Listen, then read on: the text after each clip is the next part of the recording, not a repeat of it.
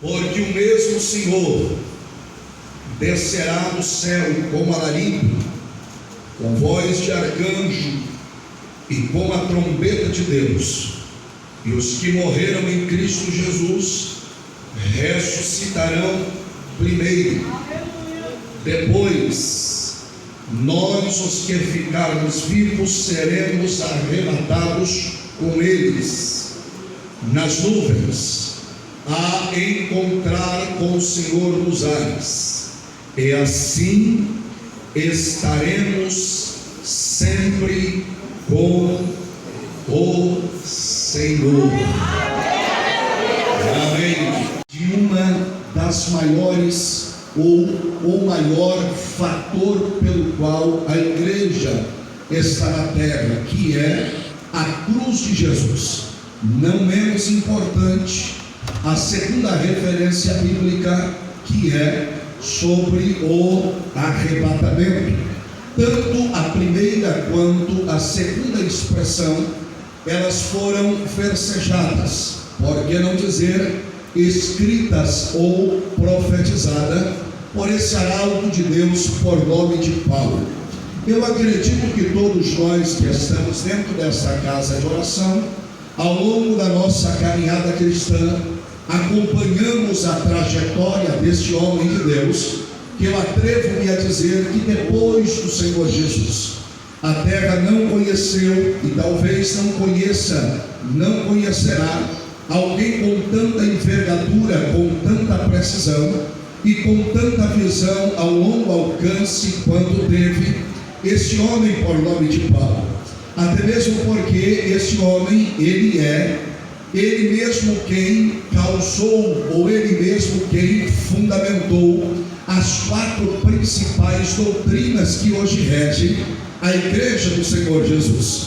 Quando você acompanha o que Jesus disse nos evangelhos, ele está dizendo, no capítulo de número 7, no versículo de número 24, quando ele fala sobre os 2 fundamentos, ele nos conta sobre um empreendimento, sobre uma casa. Esta casa comparada à vida espiritual, comparada ao ministério e também à igreja.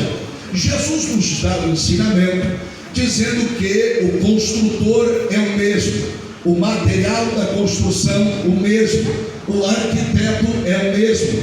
O que difere não são os cômodos da casa, o que difere não são as repartições da casa, mas onde a casa foi construída, uma sobre a areia e outra sobre a rocha. Jesus está falando sobre o fundamento, aonde a igreja foi e será construída. A verdade é que Paulo, orientado pelo Espírito Santo, ele recebe de Deus, através de Cristo Jesus, a orientação como criar esses fundamentos em que a igreja está abalizada. Paulo, ele cria o primeiro fundamento, que é conhecido como a doutrina da cristologia.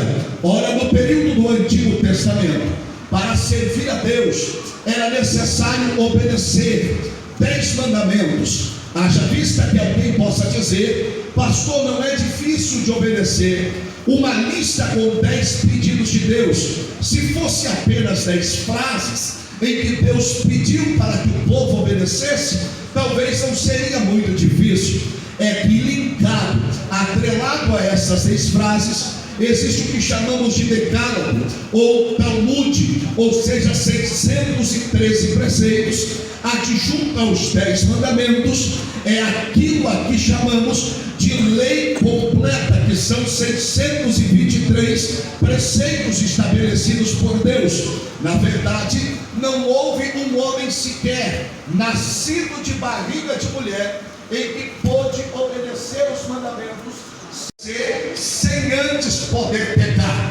Porém, a Bíblia vem dizendo que só há um mediador entre Deus e os homens, ao saber Jesus Cristo, o Filho de Deus. Mais tarde, Paulo vem explicando que Cristo, ele é o cabeça. Eu vou repetir: Cristo, ele é o cabeça. Eu vou repetir: Cristo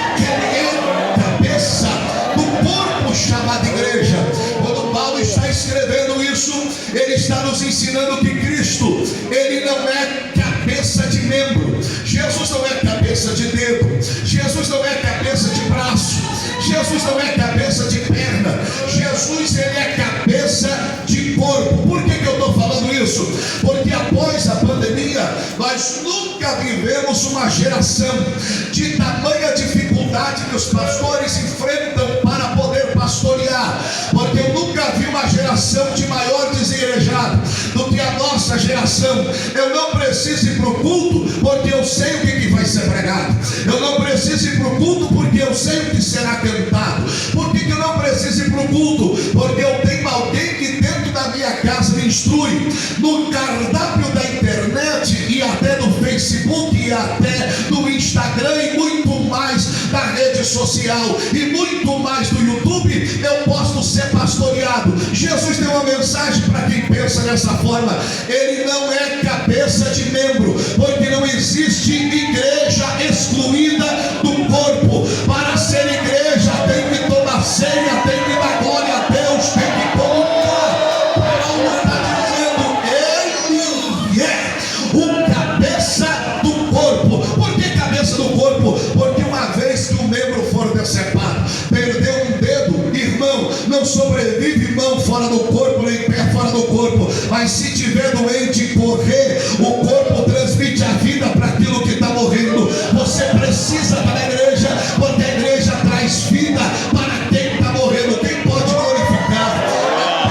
Por isso, a doutrina que Paulo fundamenta é a doutrina sobre a cristologia. Segunda doutrina é quando ele dá o interesse na sua primeira, segunda, terceira viagem missionária. Após Paulo terminar esta viagem missionária, ele se separa de alguns dos seus companheiros por uma divergência ministerial.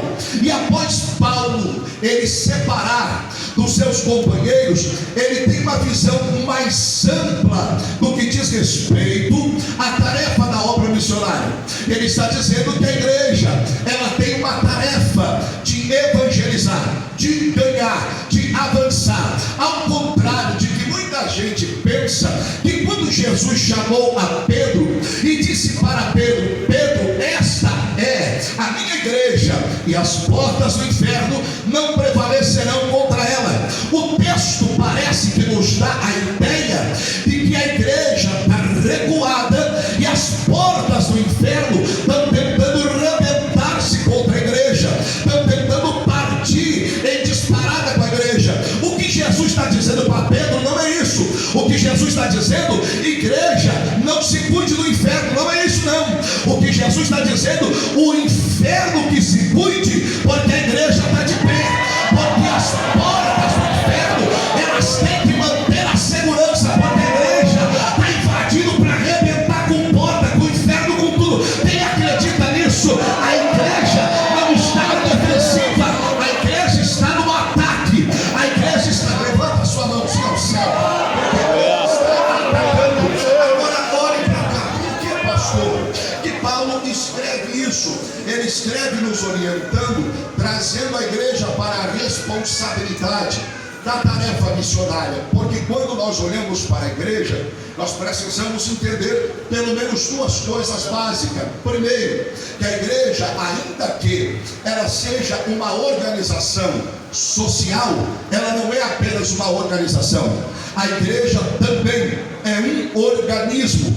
Pastor, qual é a diferença entre organização e organismo? É que quando você olha para a igreja como uma organização, você vai dizer: que povo bacana, aqui é o lugar para me trazer a minha família, aqui é o lugar para mim vir uma vez, duas por semana, porque afinal de contas lá ninguém mata, lá ninguém rouba, lá ninguém mente. Então é um clubinho social para me trazer a minha família. Deixa eu te dizer uma coisa: a igreja não é apenas uma organização social. A igreja é um organismo vivo que respira através dos pulmões do Espírito Santo. Pastor, qual é a diferença entre organização e organismo? É que quando você olha para a igreja como uma organização, você vem para a igreja, mas você não consegue chegar no culto. Você vem aqui, você até levanta a mão, mas não consegue adorar.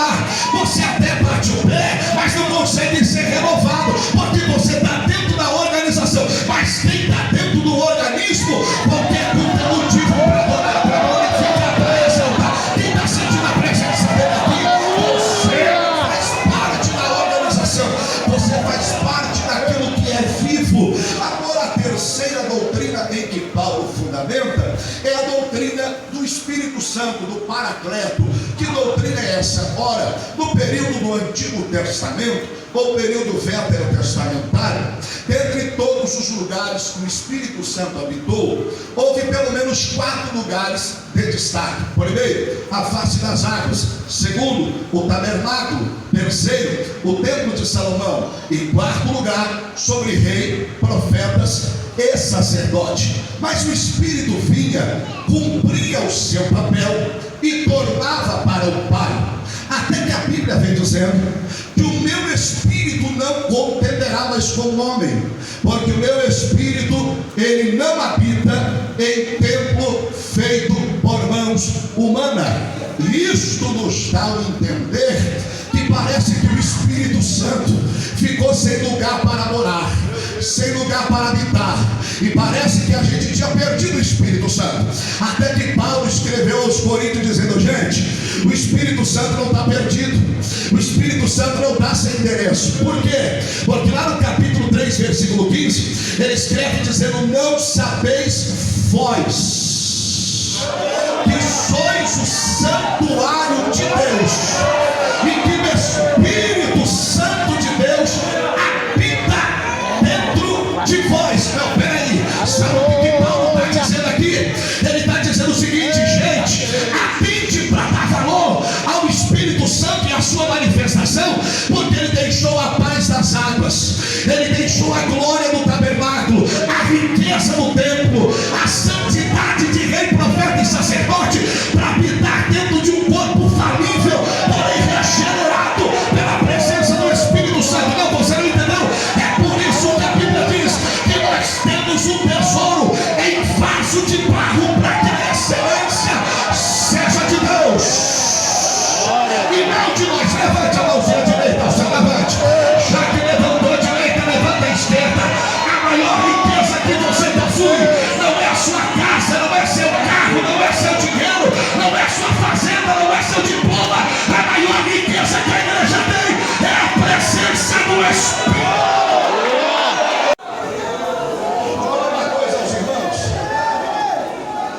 Eu sempre falo isso: erro teológico não se perdoa, porque senão vira heresia, se corrige.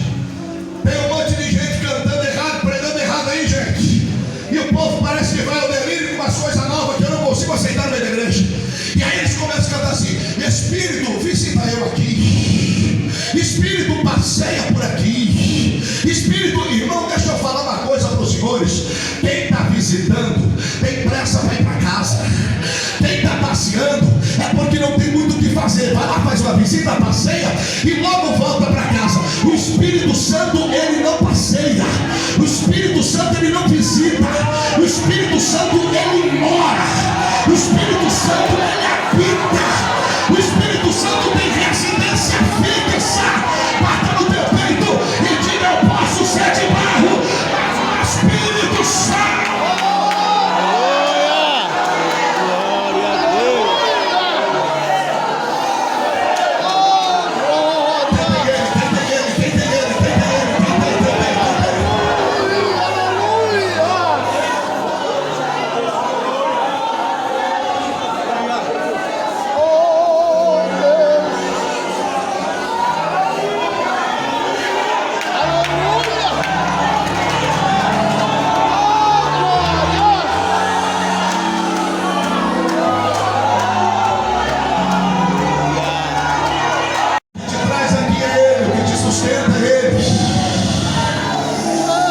O que te faz vencer pandemia e chegar aqui depois de algum tempo sem festa, mas está aqui de pé, passou por tudo, é Ele.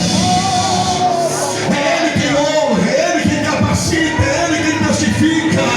Quem pode adorar a presença deles?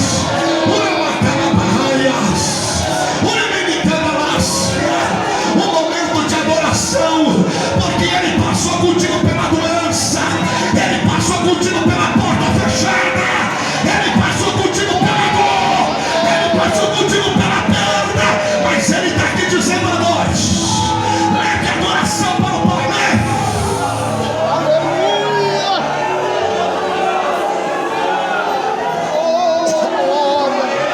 A doutrina que Paulo fundamenta: primeiro, doutrina da cristologia. Segundo,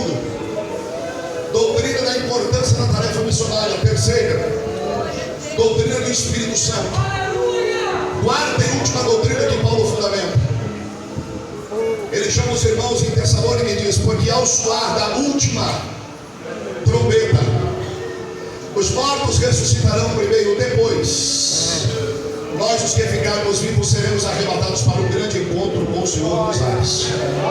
E assim para sempre, para sempre, para sempre, para sempre estaremos com Ele. Olhe para cá.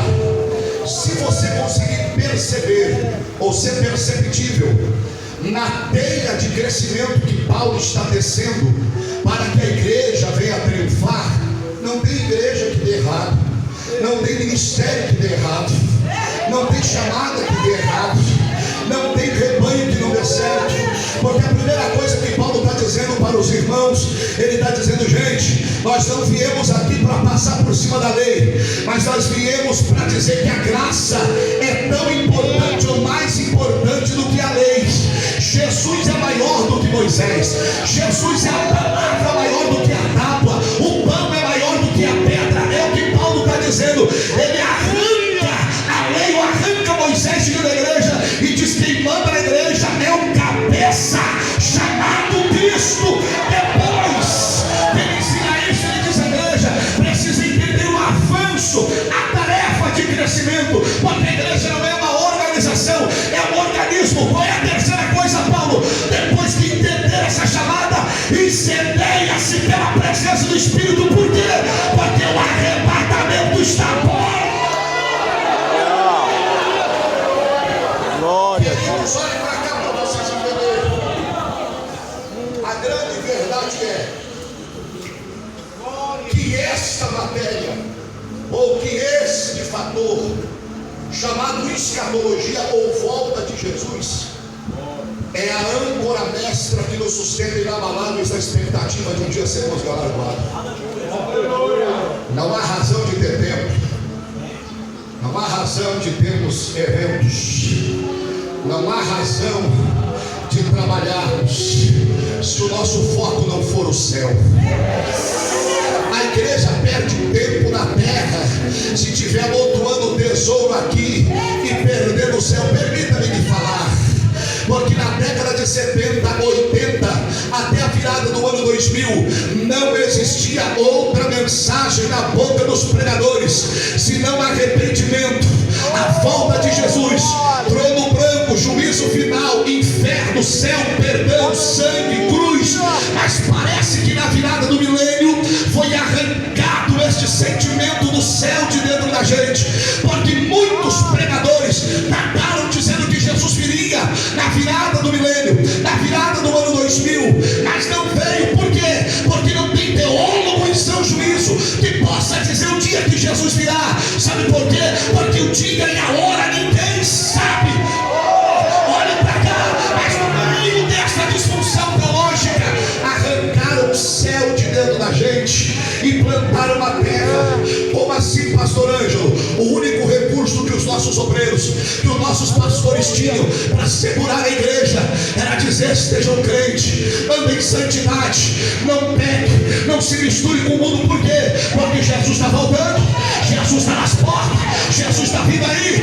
Como Jesus não veio na virada do ano 2000, os crentes disseram: pastor, e agora?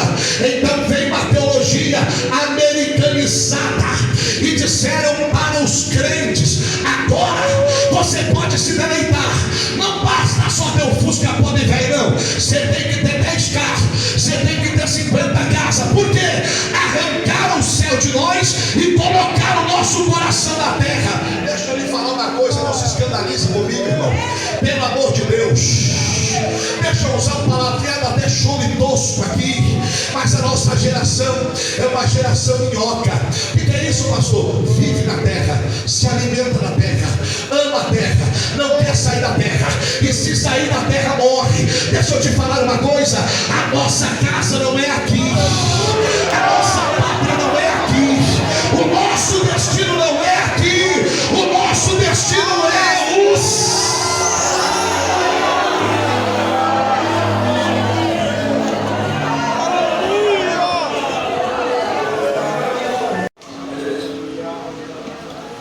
Algumas coisas e valores estão se perdendo no meio disso tudo. Nós precisamos entender que igreja é igreja.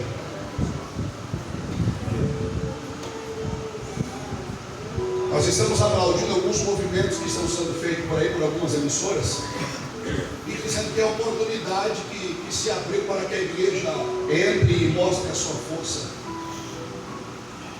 A igreja nunca precisou do diabo para glorificar o poder de Deus.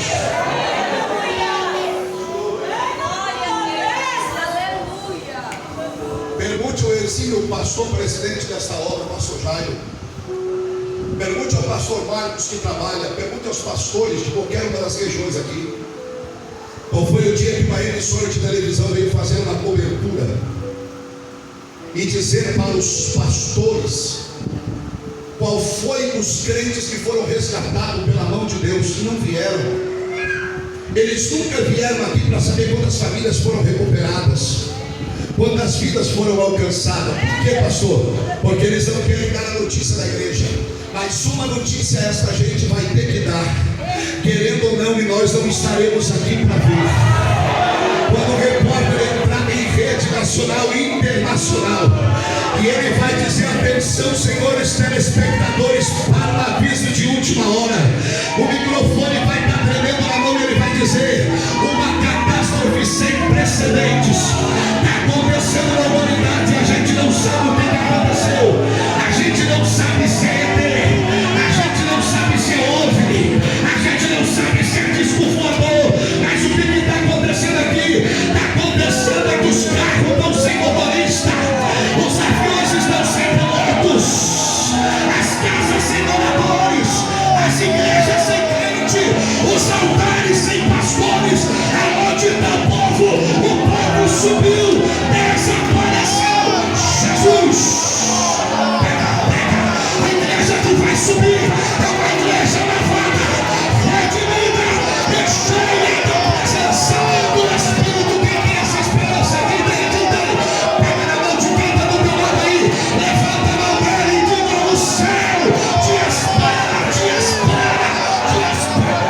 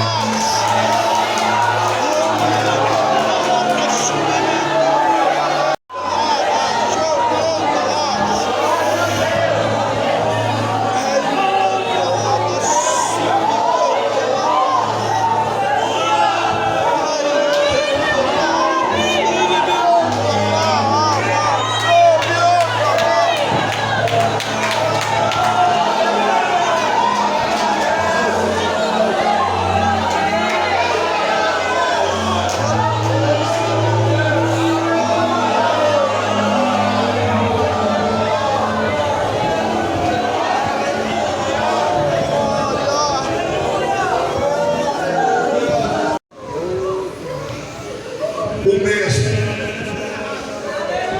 sentimento que houve em Cristo Jesus, que não teve por usurpação ser igual a Deus, mas aniquilou-se, esvaziou-se, despiu-se. Agora, sabe o que me chama a atenção, senhores? É que o maior arauto do Evangelho depois de Cristo Jesus, a Bíblia diz que ele teve que sair da cidade de Filipos pela pregação do Evangelho. Ele não sai de Filipos porque ele escandalizou, porque ele pegou, porque ele deveu a alguém. Ele tem que sair da cidade de Filipos por pregar o verdadeiro Evangelho. Paulo é preso, Paulo é açoitado, Paulo está dentro de um cárcere. Mas quando trazem a notícia que a igreja está passando por algumas penitências em Filipos, essa carta é composta por apenas 4 capítulos, 102 versículos. Mas a expressão alegria, ou alegrai-vos, ou regozijai-vos, ou outra vez alegrai-vos, aparece 22 vezes. Sabe o que Paulo está dizendo para os irmãos? A minha situação está pior que a de vocês, a minha dor é pior do que a de vocês, mas nem por isso eu deixo de me alegrar, porque é no meio da dor, é no meio da perseguição, é no meio da angústia, é no meio das chicotadas que eu sinto alegria. Sabe o que Deus está dizendo? Não é prova, não é demônio, não é principado, não é potestade que te arrancará a alegria da presença do Espírito Santo. Pode vir prova, vir luta, fecha a porta, mas o que o Espírito traz de alegria para o teu coração, não existe demônio que arranque. É preso pela segunda vez. Quando ele é preso pela segunda vez, ele tomou uma quarentena de ações. Nessa quarentena de ações, ele é colocado, menos uma, ele é colocado dentro de um cárcere que a Bíblia faz questão de dizer que é o inferior, porque na parte superior está o carcereiro com sua família. Ele está preso entre bárbaros, ele está preso entre homens de alta periculosidade, ele está entre a umidade, ele está entre a fraqueza, e ele passa por uma crise ministerial. Ele diz: todos me abandonaram. Peraí, irmão, o maior nome do cristianismo depois de Jesus está abandonado. Não tem uma casa para morar, não tem uma roupa para vestir, não tem um carro para andar, não tem uma igreja para pastorear. Se ele fosse adepto dessa teologia do nosso tempo, pastor, o povo diria: Paulo? Que Paulo? Paulo? Não, Paulo deve estar em pecado. Não, Paulo ele está fora da direção. Não, o maior arauto do Evangelho está vivendo uma vida de desgraça. Aí Paulo, irmão, escreve: todos me abandonaram. Nenhum dos obreiros que ele formou, nenhum do que ele se alicerçou, nenhum que ele deu mentoria, que ele deu fidelidade de paternidade espiritual, está ali para ajudar Paulo. Mas teve um só, chamado Timóteo, e quando soube, ele disse: eu irei ter com Paulo. E quando ele vai ter com Paulo, o coração de Timóteo é isto que está dizendo: eu levarei uma palavra de alegria, eu levarei esperança, eu levarei um abraço, eu levarei um sorriso. Meu pastor deve estar triste, meu pastor deve estar angustiado, só que Timóteo entra na cadeia pensando que vai levar esperança, mas ele é que recebe esperança. Ele pensa que vai levar alegria, mas ele vai receber alegria. Por quê? Porque evangelho é isso, é você dar o que você não tem. O que é evangelho? É você abraçar precisando de um abraço, é você sorrir quando você quer chorar, é você aconselhar quando você precisa de conselho. Ele está dizendo: Timóteo, as minhas últimas palavras são estas: eu vou te fazer um obreiro de verdade. Timóteo chega para: olha, o senhor, meu pastor, tem alguma coisa que eu possa fazer pelo senhor para lhe ajudar? Ele disse: tem. Eu preciso de 4 coisas. Quantas coisas? Qual é a primeira que você precisa? Você quer um carro? Uma agenda concorrida? Quero não. Você quer uma placa de bronze para o seu nome? Você não quer. Tem uma rua, um viaduto que ensinando. Eu quero que você me empreste seus ouvidos. Como é que é? Me empreste seus ouvidos. Por quê? Porque vai ter uma igreja, a Assembleia de Deus na cidade de Cravinhos, que vai passar por luta, por pandemia, por adversidade, mas diga para eles não desistir. Como assim, Paulo? Diga para eles que eu estou sendo oferecido em libação, em sacrifício. Diga para eles que eu vou morrer amanhã, ou essa semana eu morro. E o que mais, Paulo? Mas diga para os meus irmãos em Cravinhos que eu combati. Eu combati o bom combate. E o que mais, Paulo? Diga para eles que eu estou acabando a carreira, mas que eu estou guardando a minha fé. Não, tem coisa errada aqui, tem coisa errada aqui, tem coisa errada aqui.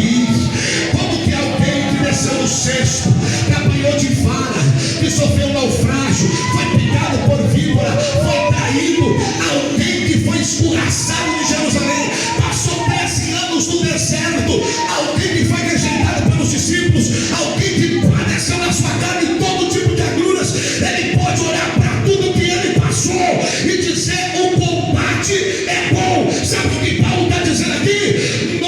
No sistema tem problema, na religiosidade tem problema, mas o evangelho é perfeito.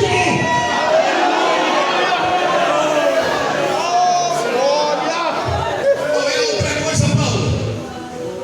O que tu queres? Ele disse: primeiro teus ouvidos, segunda coisa, quando tu passares lá na casa do carro,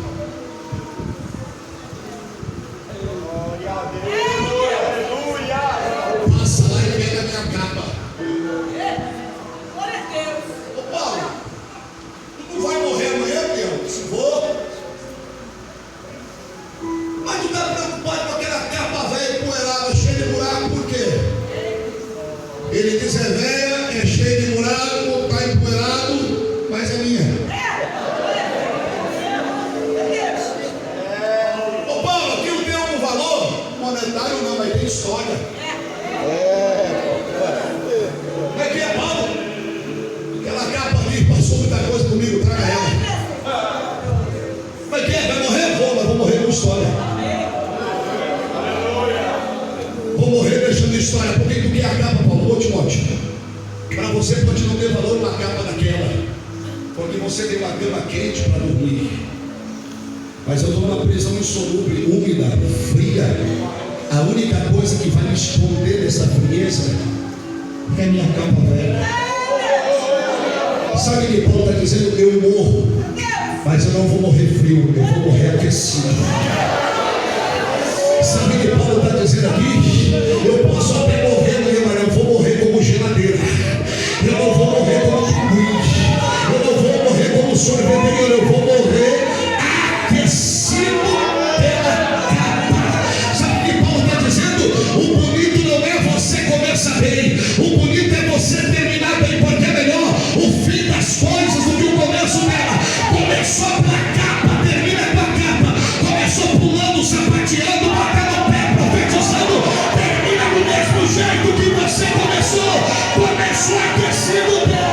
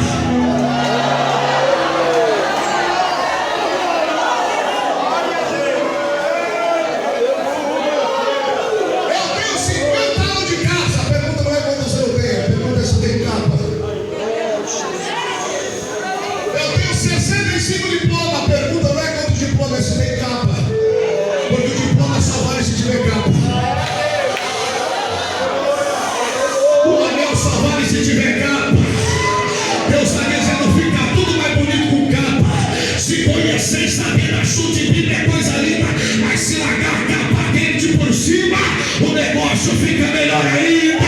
Deus está dizendo: pega o conhecimento que tem e enche da virtude. A segunda coisa, Paulo, a capa, a terceira, passe lá e traga meus livros. Você não vai morrer amanhã, camarada?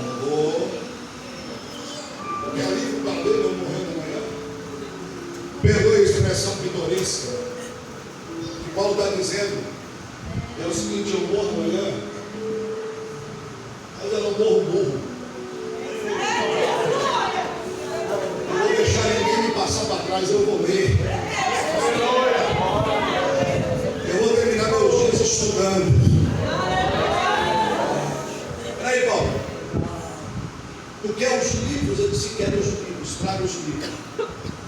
Paulo está dando uma lição para Timóteo, dizendo assim: Timóteo, nunca é tarde para aprender. O que Paulo está dizendo é o seguinte: Timóteo, tu vai enfrentar um rebanho pela frente. E tem pessoas que dizem: não, eu já sei de tudo, eu conheço tudo, eu sei como que funciona o culto, tudo. Eu não preciso mais ler nem Bíblia. Por quê? Porque eu sei a liturgia do culto. Como é que começa com a oração? Depois vem os hinos congregacionais, 2, 3 hinos da harpa. Aí depois canta os irmãos, canta as irmãs. Meu filho, eu sei tudo, sabe? Sei. Aí o pastor faz a apresentação, tira o ministério, faz oferta, é aquele negócio todo, aí canta mais um hino, o povo se alegra. E aí, meu filho, e aí chega um momento que o pastor diz: vamos orar, por quem vai pregar a palavra. Até aqui você sabia como o culto funcionava. Daqui para frente você não sabe mais. Porque aqui entra a lei do pão nosso de cada dia. Aqui entra a lei do maná. Deus disse: olha o maná, segunda, terça, quarta, quinta, sexta, sábado não colha. Por que Deus não mandou colher o maná para a semana, para o mês ou para o ano? É porque a dependência da palavra, o pão nosso é de cada dia.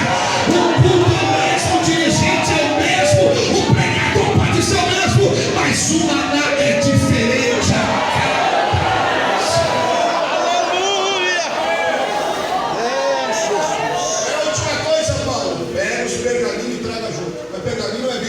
Pergaminho é livro, é Bíblia.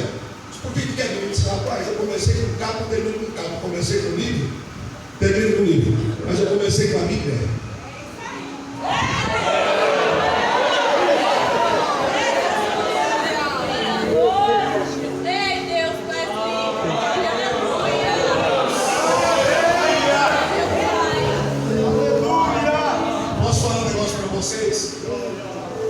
Posso falar um negócio para vocês?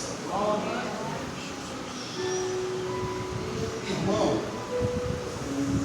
a Assembleia de Deus nasceu com 3 coisas: tomando pegada, fazendo barulho e pregando Bíblia. Deixa eu falar o segredo do respeito. Se a parede for preta, eu prego. Se for laranja, eu prego. Se for amarelo, eu prego. Aonde me chamar para pregar, eu prego. Só que deixa eu falar algo para vocês: a nossa igreja não é comunidade. Não é. Aqui não funciona 63 dias de canto para 20 minutos de não, aqui não funciona. O povo não vem aqui por causa de anjo, o povo não vem aqui por causa de... Não, o povo vem aqui por causa da Bíblia. O que mantém esse povo de pé? Paulo está dizendo: traga os pergaminhos. Sabe qual é o tempo que nós estamos vivendo? É o tempo do sacerdote. Quando assumiu, depois de Josias assumir a casa, ele disse: qual é a primeira coisa que eu faço aqui? Ele disse: revira a casa e arruma a casa. Por quê? Ele disse: quando arrumavam a bagunça dentro da casa, acharam o livro da lei perdido dentro do templo. Os camaradas conseguiram perder a Bíblia dentro da igreja. Sabe o que Deus está dizendo? Arrume a bagunça e põe a Bíblia.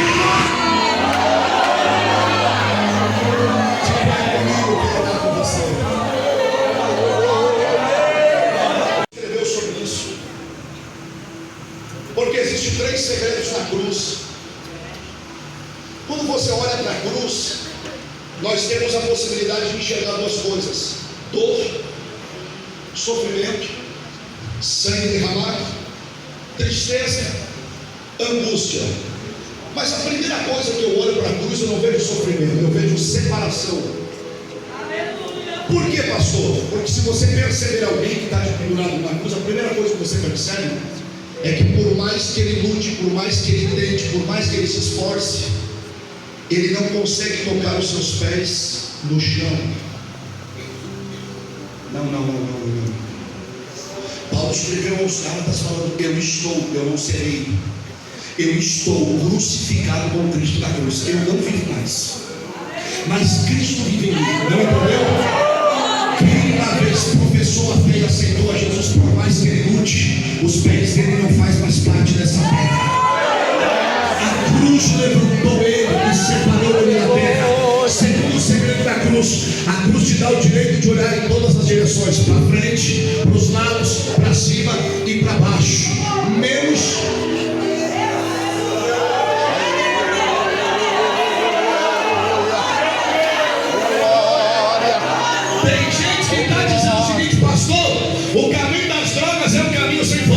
O caminho do homossexualismo, do lesbianismo, é um caminho sem volta. Mentira, irmão. O caminho sem volta é o caminho de quem uma vez subiu na cruz.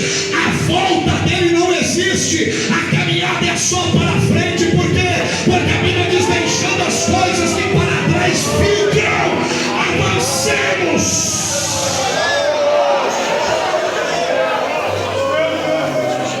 Terceiro e último segredo da cruz para a gente orar. A posição que Jesus está na cruz revela onde ele quer chegar. Porque Jesus foi preso pelo sistema. A política na época prendeu Jesus. Por quê? Porque eles queriam que Jesus se dobrasse. E Jesus não se dobrou para a religiosidade, nem para o sistema, nem para o sacerdócio. E disseram: então vamos matá-lo para que ele se dobre, porque ele está muito de pé. Qual é a posição de Jesus na cruz? Em pé. Espera aí, vai bater em Jesus? Isso não. Mas eles podem bater, então vou me dobrar, vou ficar de pé. Nós vamos colocar uma coroa na tua cabeça. Pode colocar e bater no caniço. A posição é a mesma, é de pé. Nós vamos cuspir no teu rosto, mas eu vou ficar de pé. Nós vamos cuspentear seu rosto. Pode fazer o que quiser, a posição é de pé. Mas e se nós colocar a cruz, é de pé. Se nós pegar os cravos, é de pé. Se nós terminar, é de pé. Se nós jogar, é de pé. E se nós te matar, eu morro, mas eu morro de pé. Levanta a mão, levanta a mão, levanta a mão. A posição de Jesus é de pé. Posição de guerreiro de pé. Posição de profeta de pé. Posição da igreja de pé. Pega na mão de quem está do teu lado. Por quê? Porque ele disse: eu te tomo pela tua mão direita e te coloco de pé. Pega na mão direita do teu lado, em nome de Jesus. Você quer batizar no Espírito Santo. Ele te trouxe aqui para te